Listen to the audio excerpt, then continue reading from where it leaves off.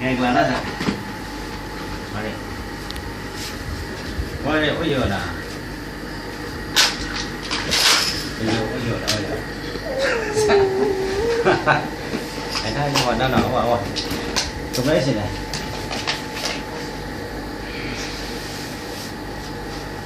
Nó chọn. Đây.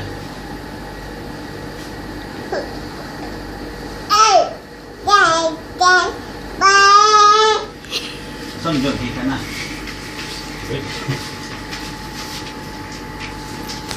Bây giờ là xe yêu mà. Nó chọn ayo để vô.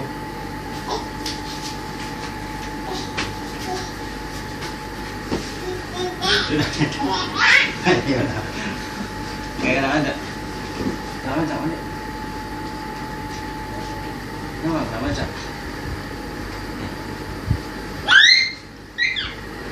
Xong rồi.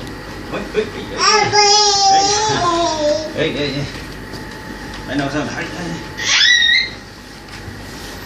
Nãy gọi yêu mà ra rồi. Nghe nói rồi. Nghe nói rồi. Qua đây. Qua đây nắm sao? Nên nắm ăn sao là nắm qua phần tăng. Đó ngoài. Cho yêu.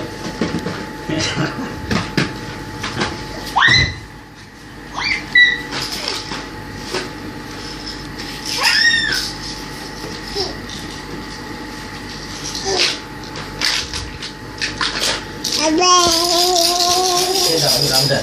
Nào. Để tao hãy xử vào đây.